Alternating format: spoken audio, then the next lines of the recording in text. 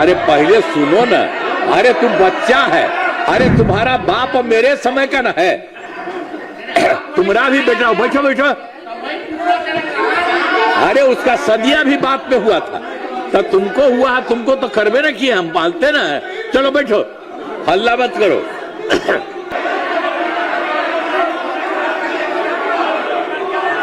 कोई सदस्य बीच में नहीं बोलेंगे। अनुशासन बनाए रखिए। कृपया शांति बनाए रखें। मैं सर्वप्रथम बिल्कुल बिना अनुमति के आसन कोई नहीं बोलेंगे। शांति सुनिए। मान्यता। मैं सर्वप्रथम बिहार विधानसभा के बजट सत्र में सभी माननीय सदस्यों का हार्दिक अभिनंदन करता हूं। बिहार विधानमंडल के दोनों सदनों के संयुक्त अधिवेशन में माननीय राज्यपाल महोदय का अभिभाषण हुआ है। मैं बिहार विधानसभा के उन सभी माननीय सदस्यों को धन्यवाद देता हूं जिन्होंने माननीय राज्यपाल के अभिभाषण में भाग लिया। माननीय राज्यपाल महोदय ने अपने अभिभाषण में सरकार की उपलब्धियों एवं प्राथमिकताओं को विस्तार से बताया है। इसके लिए मैं माननीय राज्यपाल के प्रति आभार व्यक्त करता हूं।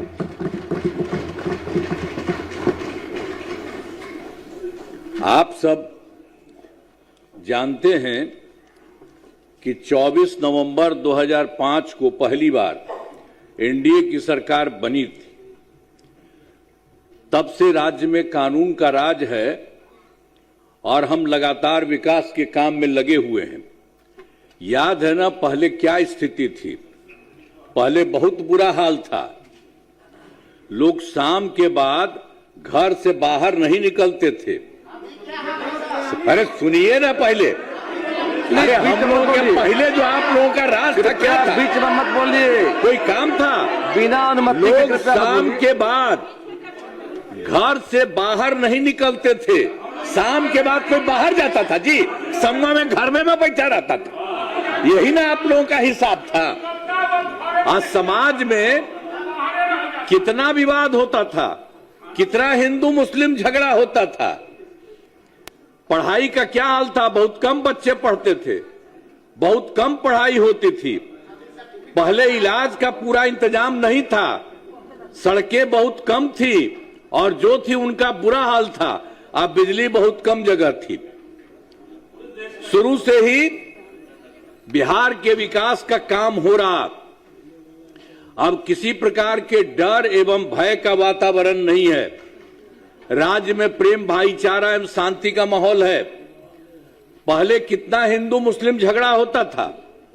इसलिए वर्ष 2006 से ही कब्रिस्तानों की घेराबंदी शुरू की गई।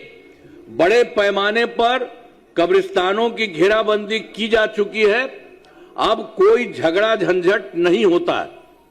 और उसके बाद भी वर्ष 2016 में 16 से 60 वर्ष से पुराने हिंदू मंदिरों की घेराबंदी की गई, जिससे चोरी आदि की घटनाएं नहीं होती। ये सब जो गड़बड़ था वो सब हम लोगों की सरकार में शुरू में ही किया गया।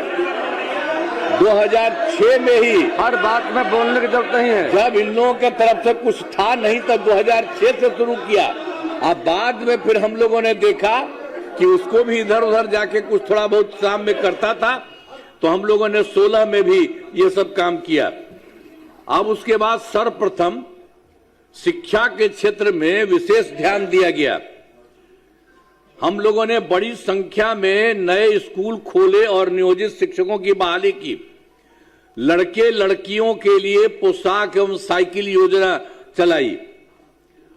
और वर्ष 2023 से बिहार लोक सेवा आयोग द्वारा 2,58,000 सरकारी शिक्षकों की बहाली की गई। और वर्ष 2006 में उन लोगों को कर दिया था। पूछ रहे थे कि आप ही लोग कर लीजिए, तो तो 2006 से 3,68,000 नियोजित शिक्षक बने थे। और जब बाद में 2003 में इतना कर रहे थे, इसमें से भी कुछ लोग शामिल हुआ था, उसमें से बिहार लोक सेवा आयोग द्वारा 28,976 सरकारी शिक्षक बन गए। फिर सरकार ने तय किया कि नियोजित शिक्षकों को बीपीएससी की परीक्षा देने की जरूरत नहीं है, उन्हें मामूली परीक्षा लेकर सरकारी शिक्षक बनाया जाए। इसके लिए उन्हें 5 मौके तय किए। अब तक 4 परीक्षाओं का आयोजन हो चुका है। इसमें अब बाद में तो हम लोगों ने कर दिया कि जो बाकी था शुरू में कर दिए थे हम लोग, इसमें जो कुछ भी बिहार लोक सेवा आयोग द्वारा किए थे, तो उसके चलते फिर बाद में कोई काम का मन कह दिया कि ये नहीं करेगा, उसके लिए अन्य प्रकार से हम लोगों ने करवा दिया। तो उसके लिए फिर सरकार ने तय किया नियोजित शिक्षकों को बीपीएससी की परीक्षा देने की जरूरत नहीं है, उन्हें मामूली परीक्षा लेकर सरकारी शिक्षक बनाया जाए। इसके लिए उन्हें 5 मौके तय किए। 5 मौका हम लोगों ने तय किया और उसमें से 4 परीक्षाओं का आयोजन हो चुका है, जिसमें 2,66,000 नियोजित शिक्षक पास हो गए हैं। अब केवल 73,000 शेष बच गए हैं, तो उन्हें 1 मौका और दिया जा रहा है। उसके लिए सब काम करने जितना भी संभव होंगे वो होगा। अब कुल मिलाकर सरकारी शिक्षकों की संख्या 5,24,000 हो गई है। और स्वास्थ्य सेवाओं में सुधार किया गया। पहले स्वास्थ्य व्यवस्था बहुत खराब थी। प्राथमिक स्वास्थ्य केंद्रों में इलाज के लिए प्रति माह मात्र 39 मरीज ही आते थे, यानी प्रतिदिन 1 या 2 मरीज आते थे। तो वर्ष 2006 से अस्पतालों में, ये पहले वाली बात है जो हम लोगों की सरकार बनी थी, उसके पहले वाली जो स्थिति थी उसके बारे में कह रहे हैं कि पहले स्वास्थ्य व्यवस्था बहुत खराब थी। प्राथमिक स्वास्थ्य केंद्र में इलाज के लिए प्रति माह मात्र 39 मरीज ही होते थे, वहां प्रतिदिन 1 या 2 आता था। तो ये सब देख करके बड़ा खराब लगता था। वही हम लोगों ने 2006 से अस्पतालों में मुफ्त दवा और इलाज की पूरी व्यवस्था की गई। अब प्राथमिक स्वास्थ्य केंद्र में हर महीने औसतन 11,600 मरीज आते। पहले मात्र 6 मेडिकल कॉलेज थे। पहले जो बात था, पहले 6 थे। अब वो 6 इन लोगों की सरकार जो बनी थी, समझ गए, 7 दिन में तब पिताजी चले गए, अब अंत में फिर माताजी को रख दिए। तो इसी तरह से किसी को कुछ बनाए उनाए थोड़े थे, लड़की लड़का किसी को भी कुछ नहीं, तो वही होता था वहां। तो उसी में भी इन लोगों ने कोई काम नहीं किया, कोई काम नहीं हुआ।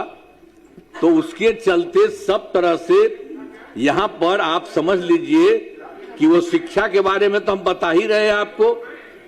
फिर सरकार ने तय किया नियोजित शिक्षकों को बीपीएससी की परीक्षा देने की जरूरत नहीं है, उन्हें मामूली परीक्षा लेकर सरकारी शिक्षक बनाया गया। अब इसके लिए उन्हें 4-5 मौके तय किए। अब तक 4 परीक्षाओं का आयोजन हो चुका है। इसमें 2,66,000 नियोजित शिक्षक पास हुए हैं। और उसके बाद अब केवल 73,000 शेष बच गए, जो हम पहले आपको बता दिए हैं कितना कम बच गए, पहले ही बता दिए थे। अब उसके लिए जो था, अब कुल मिलाकर के सरकारी शिक्षकों की संख्या हो गई है 5,24,000। स्वास्थ्य वाले के बारे में जो बात हो रही है, बता दिया कि पहले स्वास्थ्य व्यवस्था बहुत खराब थी। अब प्राथमिक स्वास्थ्य केंद्र में कितना था, 39 था, और एक दिन में 1 या 2 मरीज होते थे, वो बहुत खराब था। तो इसी के लिए हम लोगों ने वर्ष 2006 से अस्पतालों में मुफ्त दवा और इलाज की पूरी व्यवस्था की गई। अब प्राथमिक स्वास्थ्य केंद्र में हर महीने औसतन 11,600 मरीज आते हैं। अब कितना पहले खराब था उन लोगों का, अब उसके चलते तुरंत 2006 के बाद हम लोगों ने किया, तो उसके लिए 11,600 मरीज अब सब जगह इलाज के लिए जाते रहे। पहले मात्र, अब पहले क्या स्थिति थी, हम पहले भी बुलवे किए थे, मात्र 6 मेडिकल कॉलेज थे। आज जिसकी संख्या अब उसके बाद थोड़ा हम बढ़ाए हैं तो 12 तो हो गया, लेकिन उसके अलावा बाकी और भी 27 कर रहे हैं। 27 जिलों में नए मेडिकल कॉलेज बनाए जा रहे हैं, जिनमें बहुत ही शीघ्र पूरा किया जाएगा। ये बहुत तेजी से हो रहा है, बहुत जल्दी वो भी हो जाएगा। अब मेडिकल कॉलेज एवं अस्पताल को 5,000, ये तो पहले वाले जो थे 6 ही थे, तो हम उनके लिए तो हम लोगों ने ज्यादा बढ़िया किया। अब बराबर हम जाते हैं, खूब बढ़ा किया। कल भी हम नहीं गए, जो थोड़ा सा है हम कहेंगे इसको जल्दी करिए, इतने जा करके सब अधिकारियों को ले जाते हैं, और हम लोगों ने तय कर दिया है बहुत ज्यादा बना है। आप समझ लीजिए, पटना मेडिकल कॉलेज अस्पताल को हम बना देंगे पूरा। अभी और बन रहा है, थोड़ा बना है, बढ़ा है, लेकिन और सब बन रहा है। उसको हम जा करके देखते हैं कि उसको जल्दी इतना आगे और बनाइए। 5,400 बेड, तथा बाकी जितने हैं 5 पुराने मेडिकल कॉलेज को हम लोगों ने 2,500 बेड का किया जा रहा है। वो भी हो रहा है, सबके लिए हम करवा रहे हैं, तेजी से करिए, अब वो हो जाएगा। और उसके बाद तो आप जानिए IGIMS Indira Gandhi institute of medical science में पटना में था, उसके लिए भी हम सब जगह जा करके देख करके उसका कितना ज्यादा हम बढ़वाए, बहुत बढ़वाए हैं। और वो चल रहा है, उसके लिए भी हम लोगों ने कह दिया कि 3,000 बेड का बनाया जा रहा, तो कुछ तो बनाया ही गया, और भी बन जाएगा, सब कुछ हो रहा। तो राज्य में सड़कों पुल पुलियों का निर्माण कराया गया है। वर्ष 2008 से कृषि रोड मैप बनाकर, अब उसके लिए हम लोगों ने 2008 से आपस में कृषि रोड मैप बनाकर काम किया जा रहा है, और इसमें कृषि के क्षेत्र में बहुत अच्छी प्रगति हुई है। और वर्ष 2008 से 12 तक पहला, और 2012 से 17 तक दूसरा, 2017 से 23 तक तीसरा, और फिर चौथा कृषि रोड मैप वर्ष 2024 से 2029 के तहत योजनाओं पर तेजी से काम हो रहा है। तो इसलिए कुछ कुछ चीजों के बारे में बता रहे हैं कि जितना काम हो रहा है सरकार की तरफ से। देखिए, वर्ष 2015 में 7 निश्चय के तहत हर घर नल का जल, हर घर शौचालय तथा टोलों को पक्की सड़कों से जोड़ने का काम किया। अरे भाई, ये लोग को ले लिए थे तो हम ही जो तैयार किए हुए थे, ये लोग आए थे शुरू होने के लिए, हमने बता दिया कि यही काम है, आया इसी को फिर बना दिए थे। और उसमें तो रहता ही था, ठीक रहता था, इधर उधर नहीं करता था। और उसके बाद अब इधर से उधर का, बैठो बैठो ना तुम, अरे कुछ नहीं, बैठो। क्या करते थे, इधर से उधर करते थे। इस बार जो तुमको रखे थे तो तुम कितना इधर से उधर कर करके लोगों को खींचने के लिए 6 आदमियों को कितना पैसा तुम दिया था। और पैसा कहां से किया था, जो तुमको मिल गया था तो पैसा कमाता था, तो इसी सब चक्कर में था, इसीलिए हम छोड़ दिया सर। तो आप देख लीजिए सर, आप सर देखिए, अरे बैठो ना। 2025 के बारे में हमने बता दिया सर, हर घर नल का जल, हर घर शौचालय तथा टोलों को पक्की सड़कों से जोड़ने का काम पूरा हो गया। और वर्ष 2018 में ही, अब पहले तो कुछ नहीं था सर, पटना में भी 8 घंटा थोड़ा बहुत रहता था, नहीं था।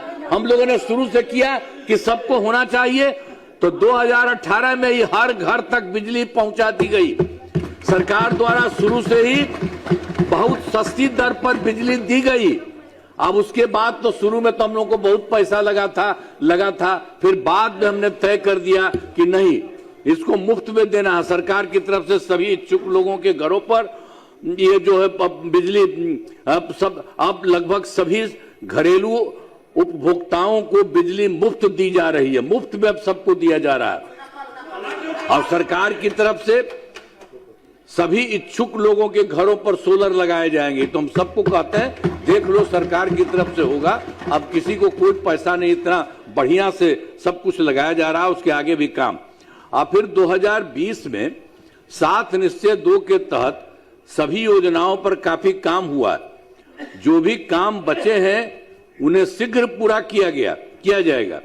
7 निश्चय 2 के तहत ही युवाओं के लिए 10 लाख नौकरी, 10 लाख रोजगार हम लोगों ने तय किया था, लेकिन उसके लिए तो 10 लाख युवाओं को सरकारी नौकरी तो हो ही गया, लेकिन उसके लिए कुछ और हो रहा था, बढ़ाया गया, तो 40 लाख लोगों को रोजगार दिया गया। तो दोनों को मिला करके जो 10-10 बीसी का था, तब दोनों को मिलाकर के 50 लाख युवाओं को सरकारी नौकरी और रोजगार मिल गया।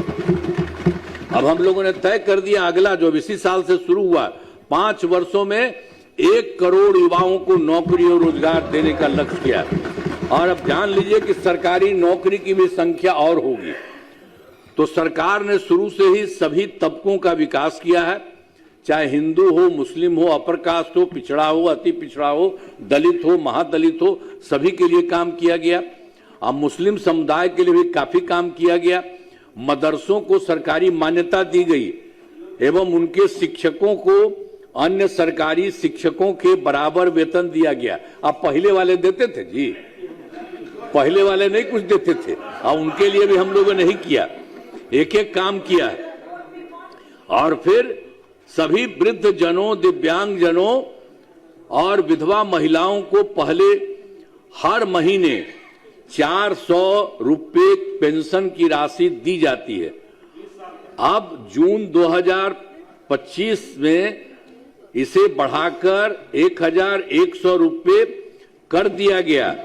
पहले उन लोगों का 400 रखा था, अब बाद में अभी हम लोगों ने पिछले महीने उसको बढ़ा दिया, 1100 रुपया कर दिया गया। अब इससे 1 करोड़ 14 लाख लोगों को फायदा हो गया। अब महिलाओं के सशक्तिकरण के लिए काफी काम किया है। 2006 में पंचायती राज संस्थाओं एवं 2007 में नगर निकायों में महिलाओं के लिए 50% आरक्षण की सुरक्षा के शुरू में ही किया।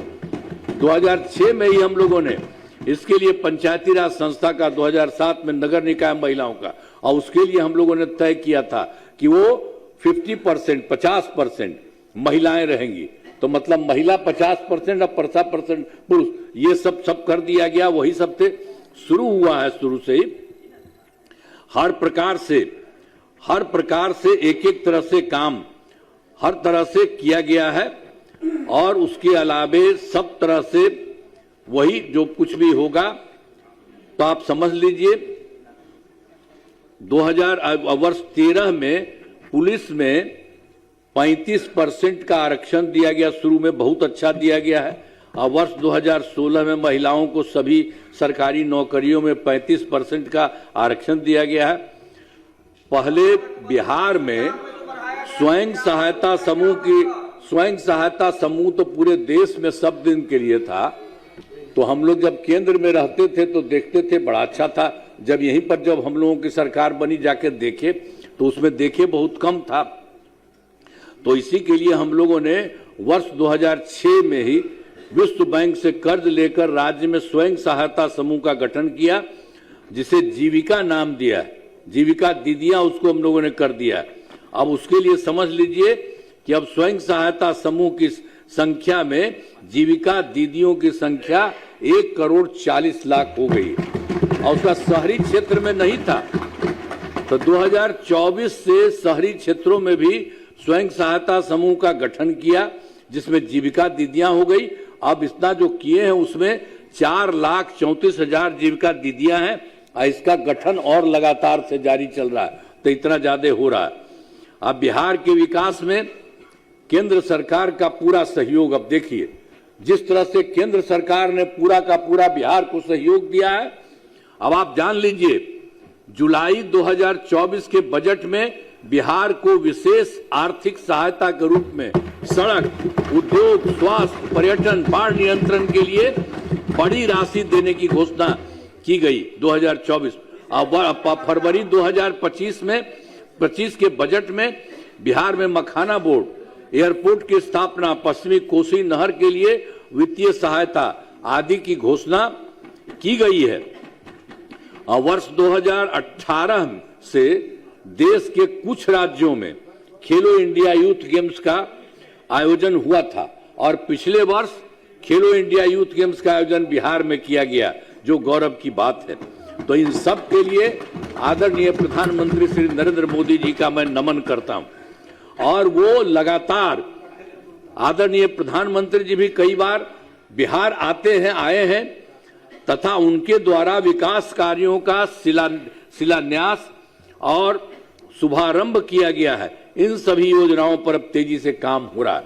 तो उस तरह से बिहार में जितना काम, अब केंद्र सरकार कितना ज्यादा काम इन दिनों चारों तरफ कर रहे हैं, अब उसके कितना ज्यादा बढ़ाई हो रहा है। तो अगले 5 वर्षों 2025 से 30 में विकास की गति को और तेज करने के लिए 7 निश्चय 3 जो हम लोगों ने कहा इस बार के लिए का गठन किया है, जिसमें कई काम किए जाएंगे। अब ये जान लीजिए 7 राउंड हम लोगों ने कराया है। तो पहला है दोगुना रोजगार दोगुनी आय। राज्य की प्रति व्यक्ति औसत आय को दोगुना करने का लक्ष्य रखा गया है।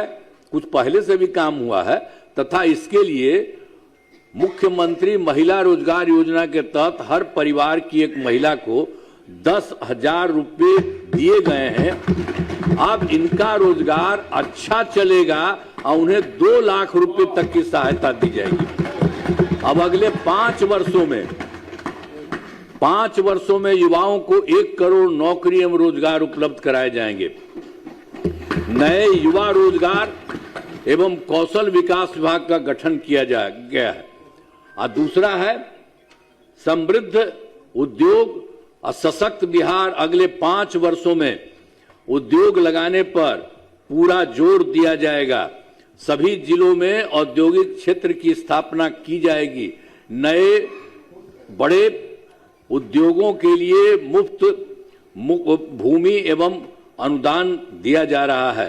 अब पुरानी बंद चीनी मिलों को चालू किया जाएगा। और तीसरा है कृषि में प्रगति, प्रदेश की समृद्धि। कृषि विकास का काम और आगे बढ़ाया जाएगा। एक नए बिहार राज्य विपणन प्राधिकार की स्थापना की गई है। अब पखाना, डेयरी एवं मछली पालन के क्षेत्र में विशेष जोर दिया जाएगा। और चौथा है उन्नत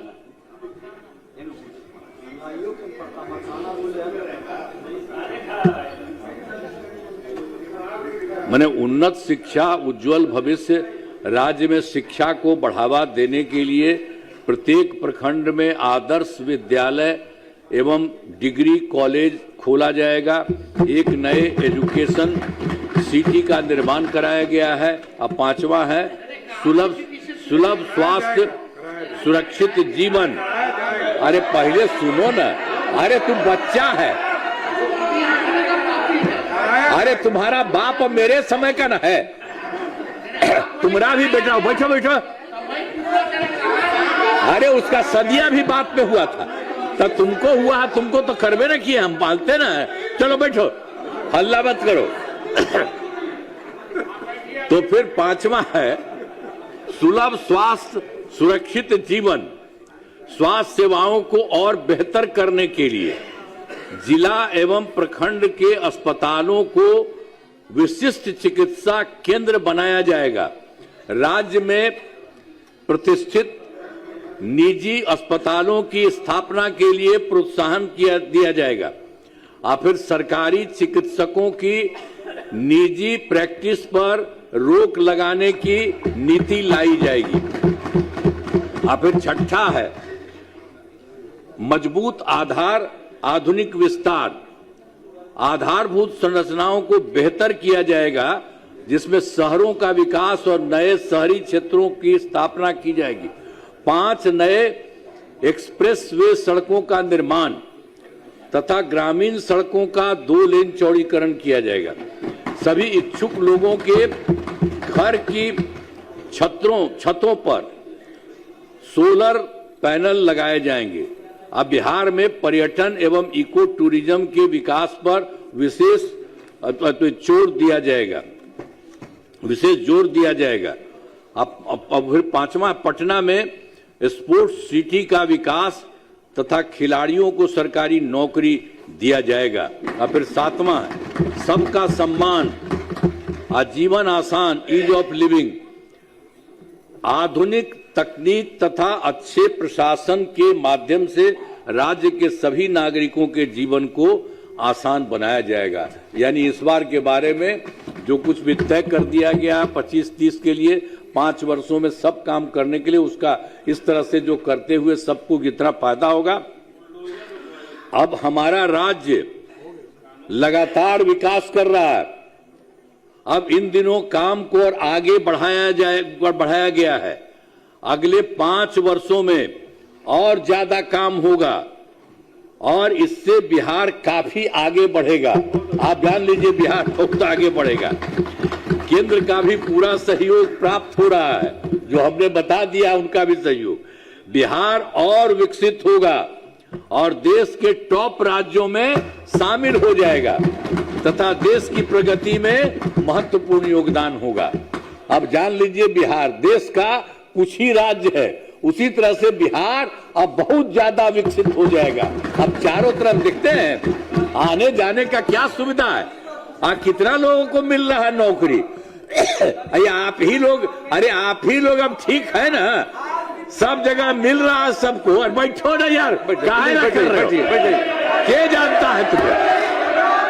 अरे बैठो, अरे ध्यान से सुनो, कुछ नहीं है तुम लोगों का, कुछ पता है बिना अनुमति के महीने ध्यान लो। अब उसके बाद अब मैं अनुरोध करता हूं कि माननीय राज्यपाल महोदय के अभिभाषण के लिए उनके प्रति धन्यवाद का प्रस्ताव सदन सर्वसम्मति से पारित करें। उन्होंने जो बोला है और देख लीजिए उन्होंने जितनी बात बोली है। अरे बैठो न हो, अरे बैठिए प्लीज, आप क्यों बीच से बोलते हैं? हर बात में खड़ा होना जरूरी है। संजय बाबू, ये जो उन्होंने किया कृपया शांति बनाए रखें। तो उसमें भी बहुत सारी बातों का उन्होंने बता दिया है। अब ये जान लीजिए बिहार बहुत आगे बढ़ेगा और देश में कुछ ही लोग हैं उसी तरह से बिहार होगा और पूरे बिहार में यहाँ जो काम होता है और केंद्र सरकार का सहयोग मिलता है, मिल करके बहुत आगे बढ़ेगा। तो इन्हीं शब्दों के साथ उनके माध्यम से जो बात हुई है, हमने भी कुछ बातें आपको बता दी है कि ये सब हो रहा है। तो उन्होंने जो कुछ भी कहा है बहुत अच्छे ढंग से कहा। इन्हीं शब्दों के लिए मैं उनका नमन करता हूं और आप सब लोगों को मैं बधाई देता हूं। आप सबका अब एक दू को इधर उधर कहला बोलते हैं। अरे सब बढ़िया हो रहा है और सबको फायदा होगा, ऐसा थोड़ी है। हम लोग पूरे बिहार का सबका फायदा करते हैं। तो आप लोगों का भी घरवा है तो हम लोगों की तरफ से फायदा नहीं होगा, सबको फायदा होगा। इसलिए चुपचाप रहा, अब इधर उधर मत जाओ, शांत रहो। इन्हीं शब्दों के साथ मैं अपनी बात समाप्त कर रहा हूं। अब सरकार का उत्तर समाप्त हुआ। माननीय सदस्यगण, माननीय राज्यपाल के शांति बनाए रखें। वीरेंद्र जी प्लीज बैठिए। माननीय सदस्यगण, माननीय राज्यपाल के अभिभाषण पर श्री संजय श्राव के विषय द्वारा प्रस्तुत किए धन्यवाद प्रस्ताव पर माननीय नेता विरोधी दल श्री तेजस्वी प्रसाद यादव के संशोधनों पर विमर्श हुआ। अब मैं एक एक करके संशोधन और मूल प्रस्ताव को लूंगा। क्या माननीय नेता विरोधी दल श्री तेजस्वी प्रसाद यादव अपना संशोधन वापस लेना चाहते हैं? संशोधन को स्वीकार किया जाता है। यदि नहीं तो प्रश्न यह है कि धन्यवाद प्रस्ताव के अंत में माननीय नेता विरोधी दल श्री तेजस्वी यादव द्वारा प्रस्तुत संशोधनों को जोड़ा जाए। जो इस प्रस्ताव के पक्ष में वहां कहें, जो इस प्रस्ताव के विपक्ष में वहां कहें। मैं समझता हूं कि विपक्ष में बहुमत है, यह प्रस्ताव अस्वीकृत हुआ। अब मैं मूल प्रस्ताव को लेता हूं। प्रश्न यह है कि सदस्यगण इस अभिभाषण के लिए राज्यपाल कृतज्ञ हैं। जो इस प्रस्ताव के पक्ष में है वहां कहें, जिस प्रस्ताव के विपक्ष में ना कहें। मैं समझता हूं पक्ष में बहुमत है, यह प्रस्ताव स्वीकृत हुआ। माननीय सदस्यगण, आज दिनांक 5 फरवरी 26 के लिए स्वीकृत निबंधों की संख्या 27 है। अगर सदन की सहमति हो ये संबंधित विभाग को भेज दिया जाए। अब सभा की कार्यवाही शुक्रवार दिनांक 6 फरवरी 26 को 11 बजे